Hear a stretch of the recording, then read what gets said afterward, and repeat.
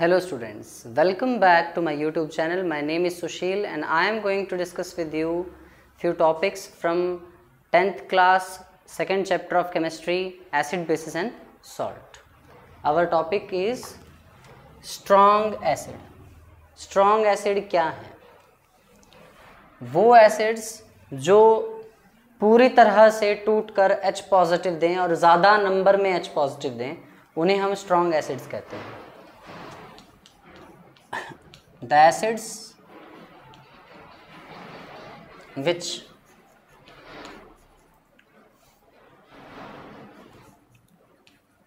dissociate completely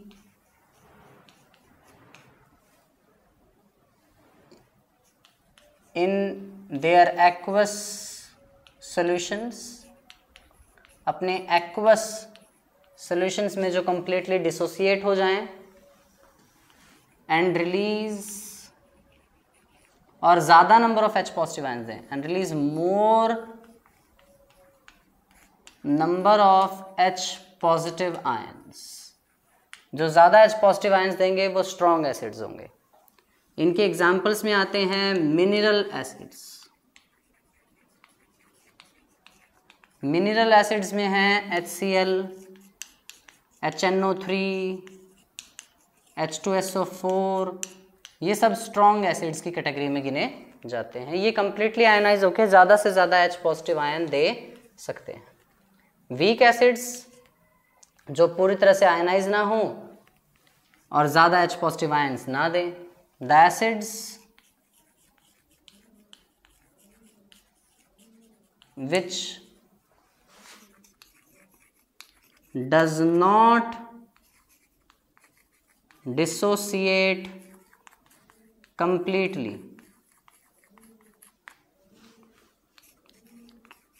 to give H positive ions in their aqueous solution.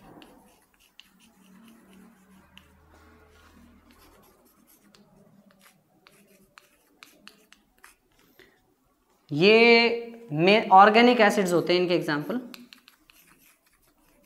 जो भी organic acids होंगे वो इन्हीं के एग्जाम्पल्स में आएंगे. जैसे कि CH3COOH, इसको हम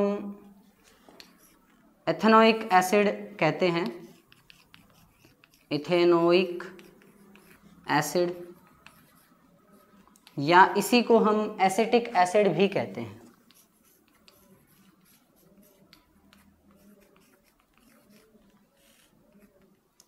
वीक एसिड के डिसोसिएशन के लिए हमेशा डबल हेडेड एरो लगता है क्योंकि ये कभी भी पूरी तरह से डिसोसिएट नहीं होता. वीक एसिड के डिसोसिएशन के लिए हमेशा डबल हेडेड एरो लगता है. ये बनेगा CH3COO negative plus H positive.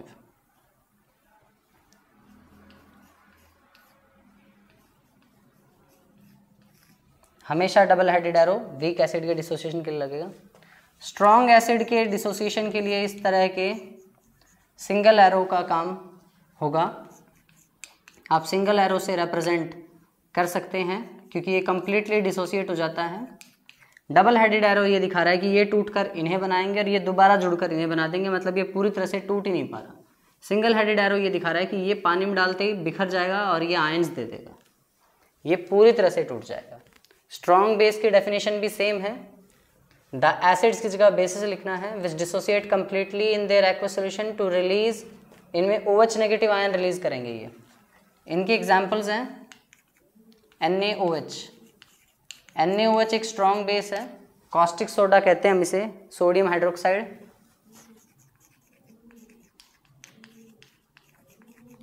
ये भी अपने एक्वस सोल्यूशन में कम्प्लीटली डिसोसिएट होके Na पॉजिटिव और OH नेगेटिव एक्वस देता है. वीक बेस ऑर्गेनिक बेसेस हैं कुछ जो पूरी तरह से डिसोसिएट नहीं होते, या जैसे अमोनियम हाइड्रोक्साइड एक वीक बेस है. इसके लिए डबल हेडेड एरो आएगा. ये पूरी तरह से आयनाइज होके OH नेगेटिव नहीं देगा. NH4 पॉजिटिव OH नेगेटिव, ये जो एक्वस बन रहे हैं आयंस एक्वस में जो आयंस बन रहे हैं दोबारा जुड़कर NH4OH बना देंगे। ठीक है, इसके बाद हमारा जो टॉपिक बनता है वो है पीएच। पीएच क्या है? जर्मन वर्ड है पोटेंस। ये एक जर्मन वर्ड है। H stands for hydrogen.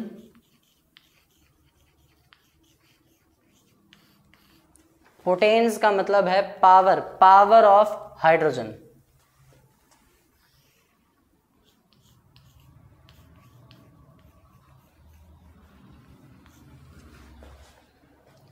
क्या मतलब है पावर ऑफ हाइड्रोजन का? देखिए जरा,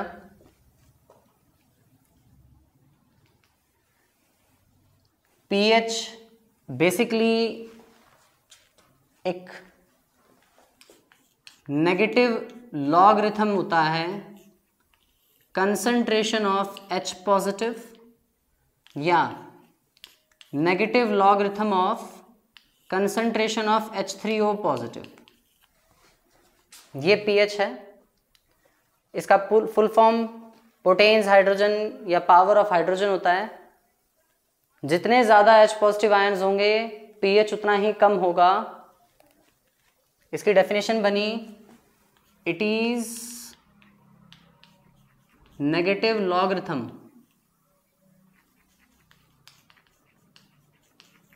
of concentration of H positive और H3O पॉजिटिव आयंस। ये H पॉजिटिव या H3O पॉजिटिव आयंस की कंसंट्रेशन का नेगेटिव लॉगरिथम होता है। पीएच एक स्केल है कुछ इस तरह का, जिसमें 0 से लेके 14 तक काउंटिंग लिखी गई है। बीच में 7, 0 पर वेरी एसिडिक,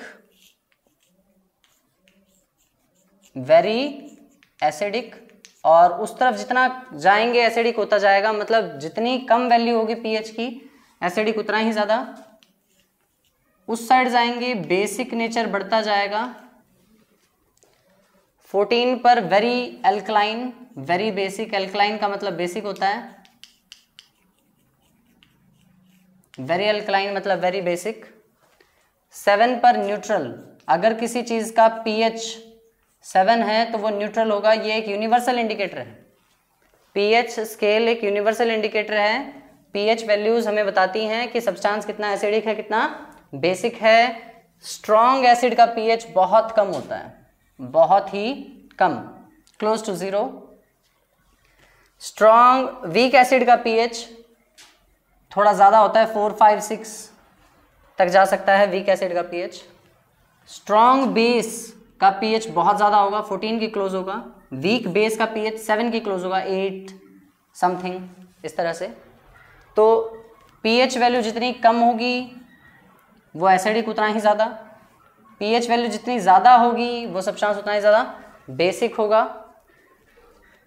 गैस्ट्रिक जूस का पीएच जो है वो 1.2 होता है। हमारे पेट में जो गैस्ट्रिक जूस है, स्टमक में, आमाशय में, उसका पीएच 1.2 होता है। लेमन जूस का पीएच 2.2 होता है।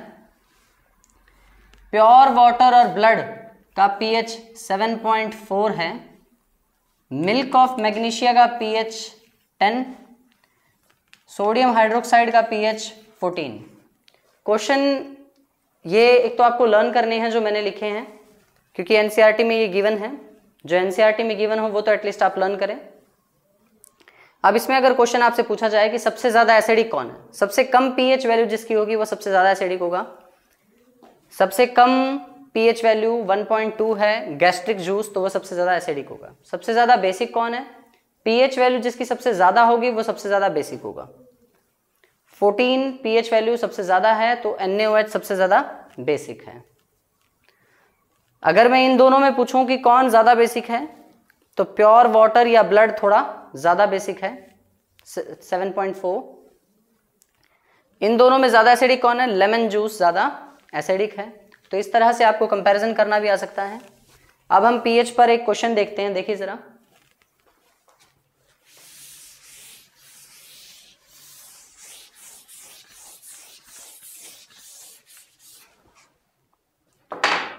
सपोज कीजिए किसी क्वेश्चन में हमें number of H positive ions दिए गए हैं, यहां पर है ना, ये जो स्क्वायर ब्रैकेट है, स्क्वायर ब्रेसेस, ये कंसंट्रेशन को रिप्रेजेंट कर रही हैं।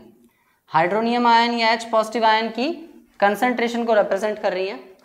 देखिए अब एक क्वेश्चन में ये दिया गया है, मान लीजिए लेट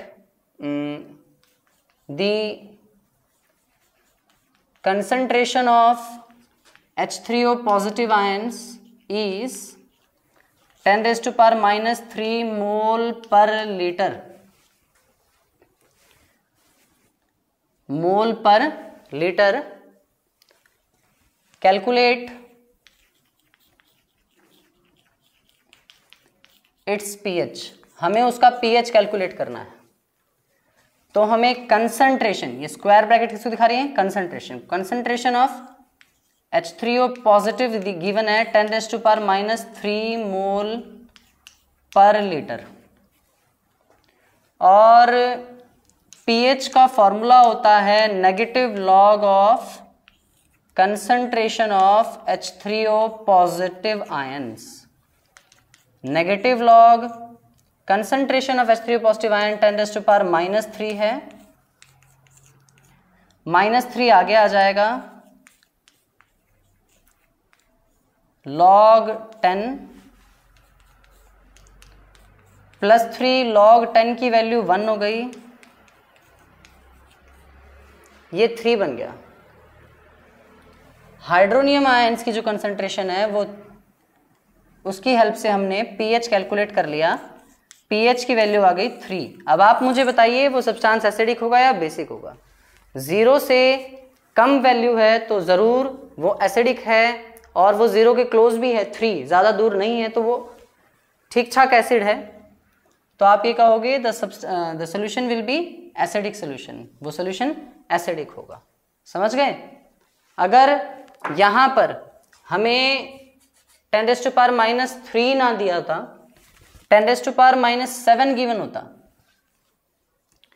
तो हम यहां पर 3 की जगह क्या लेते, 7। यहां पर भी हम 10 रेज़ टू पावर माइनस 7 लेते। लॉगरिथम का ये रूल है, जो पावर है वो आगे आ जाती है, तो यहां पर भी क्या आ जाता, 7, और log 10 की वैल्यू हमेशा 1 होती है। Minus minus plus 7 into 1 is equal 7, वो 7 के इक्वल हो जाता। इसका मतलब वो सोल्यूशन न्यूट्रल होता, नाइदर एसिडिक नॉर बेसिक। इस तरह से हमें ये क्वेश्चन करने होंगे। बाकी आपके लेवल पर इसी तरह के क्वेश्चन आएंगे। 11th-12th में तो लॉग टेबल देखकर भी इन क्वेश्चंस को सॉल्व करना सिखाया जाता है, पॉइंट्स में वैल्यू आती हैं, पर आपके सिलेबस में इतना डीप में नहीं है। इस तरह का कोई न्यूमेरिकल एनसीईआरटी में मेंशन भी नहीं है, पर सीबीएसई के एग्जाम्स में इस तरह की चीजें पूछ ली जाती हैं, इसलिए मैंने आपके साथ ये डिस्कस किया है। आगे देखिए जरा, एक पॉइंट है, थोड़ा नोटवर्दी पॉइंट ये है कि पीएच जितना कम होगा,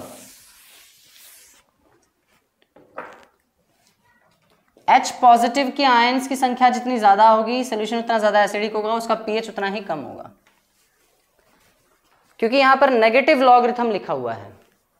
negative logarithm of H positive ions, इनकी संख्या जितनी ज्यादा होगी, H पॉजिटिव आयंस का नंबर जितना ज्यादा होगा, पीएच उतना ही कम होगा। पीएच की वैल्यू उतनी ही कम होगी, सोल्यूशन उतना ही ज्यादा एसिडिक होगा। ये फैक्ट लिख लेते हैं हम। More is the number of H positive ions, H positive ions की संख्या जितनी ज्यादा होगी,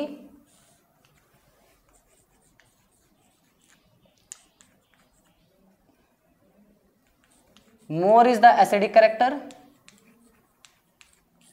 एसिडिक कैरेक्टर उतना ही ज्यादा होगा, and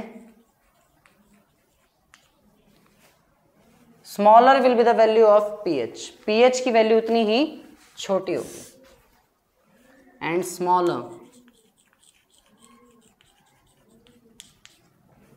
will be the value of pH. PH value जितनी छोटी होगी, एसिडिक करेक्टर उतना ही ज़्यादा होगा, H पॉजिटिव की संख्या भी उतनी ही ज़्यादा होगी, H पॉजिटिव आयंस का नंबर भी उतना ही ज़्यादा होगा। जब भी pH वैल्यू 0 से 14 तक जाती है, बढ़ती है, तो OH नेगेटिव आयंस की कंसंट्रेशन बढ़ रही है। इसका मतलब इफ pH वैल्यू इंक्रीजेस, अगर pH वैल्यू इंक्रीज होती है फ्रॉम 0 to 14, 0 से 14 तक, या आप 7 to 14 ले लीजिए, 7 से 14 तक अगर pH वैल्यू बढ़ती जाती है तो इसका मतलब है बेसिक कैरेक्टर बढ़ रहा है। बेसिक कैरेक्टर बढ़ रहा है यानी कि H पॉजिटिव की संख्या तो कम हो रही है सोल्यूशन में, OH नेगेटिव आयंस की संख्या बढ़ती जा रही है। If pH value is increases from 7 to 14, then concentration of OH negative ion and hence basic character increases.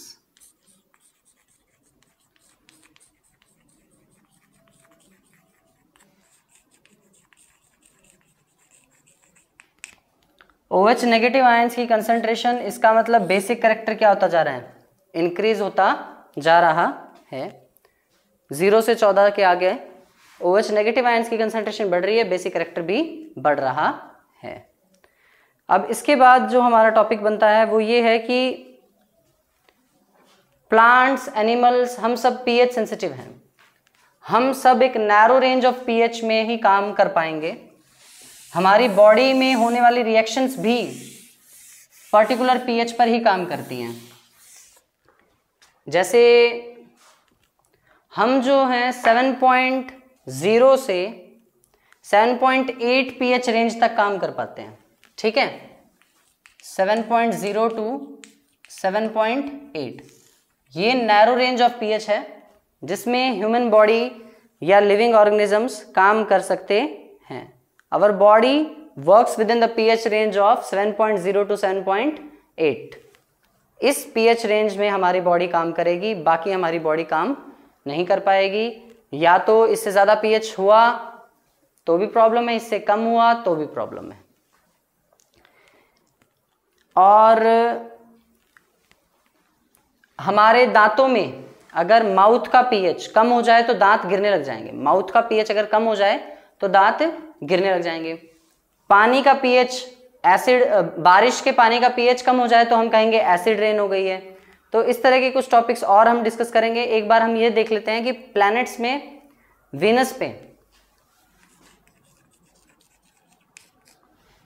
जो बादल हैं वो सल्फ्यूरिक एसिड के हैं, H2SO4 के क्लाउड्स होते हैं।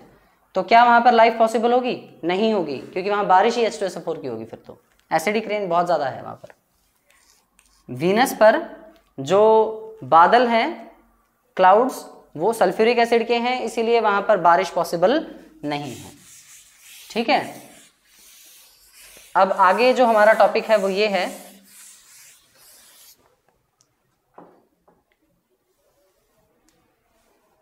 pH हमारे डाइजेस्टिव सिस्टम में किस तरह से इंपॉर्टेंट है। स्टमक में एक एंजाइम है पेप्सिन, जो प्रोटीन का डाइजेशन करता है। पेप्सिन, पेप्सिन एक एंजाइम है जो प्रोटीन का डाइजेशन करता है। ये सिर्फ एसिडिक मीडियम में ही काम कर पाएगा। जब पेप्सिन काम करता है तब मीडियम एसिडिक होना जरूरी है, और इसीलिए स्टमक में हाइड्रोक्लोरिक एसिड रिलीज होता है। और स्टमक में जो गैस्ट्रिक जूस है जिसमें पेप्सिन और हाइड्रोक्लोरिक एसिड और साथ में एक और सब्सटेंस म्यूकस होता है, उसका pH 1.2 है, वेरी एसिडिक। तब जाके पेप्सिन काम कर पाता है प्रोटीन को डाइजेस्ट करने के लिए। लेकिन जब ये स्टमक में प्रोसेस्ड फूड इंटेस्टाइन में जाता है, इंटेस्टाइन में इसे अल्कलाइन बना दिया जाता है, बेसिक बना दिया जाता है, क्योंकि पैनक्रियाज से आने वाला एक एंजाइम ट्रिप्सिन, ट्रिप्सिन इन इंटेस्टाइन, स्मॉल इंटेस्टाइन,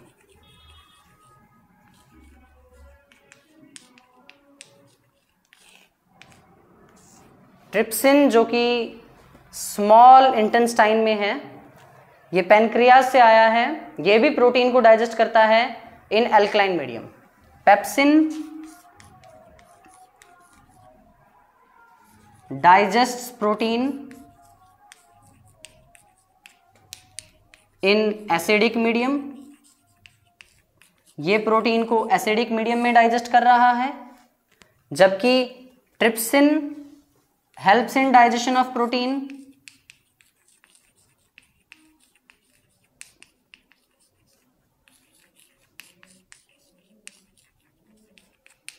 इन एल्कलाइन मीडियम। तो इन दोनों एंजाइम्स को एक्ट करने के लिए पीएच बड़ा रिस्पॉन्सिबल है। अगर प्रॉपर एसिडिक मीडियम नहीं मिलेगा तो पेप्सिन काम नहीं करेगा, प्रॉपर एल्कलाइन मीडियम में नहीं मिलेगा तो ट्रिप्सिन काम नहीं करेगा। तो इस तरह से हमारी बॉडी में होने वाली जो रिएक्शंस हैं वो भी पीएच बेस्ड हैं, पीएच पर ही बेस्ड होती हैं। नेक्स्ट ये है कि अगर हमारे माउथ का पीएच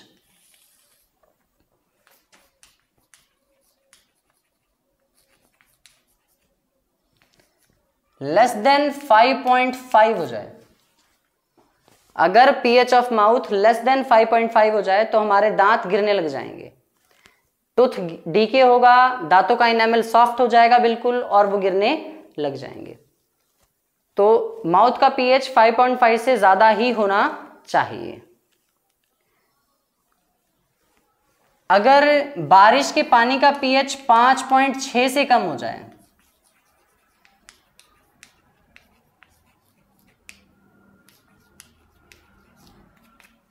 अगर रेन वाटर का pH 5.6 से कम हो जाए तो हम कहेंगे कि वो एसिड रेन है।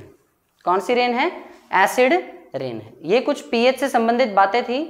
इसके बाद अगले लेक्चर में हम डिस्कस करेंगे कि एनिमल सेल्फ डिफेंस कैसे करते हैं, नेचर न्यूट्रलाइजेशन ऑप्शन कैसे प्रोवाइड करता है, वो भी pH पर ही होगा। Thank you for attending my class. Thank you.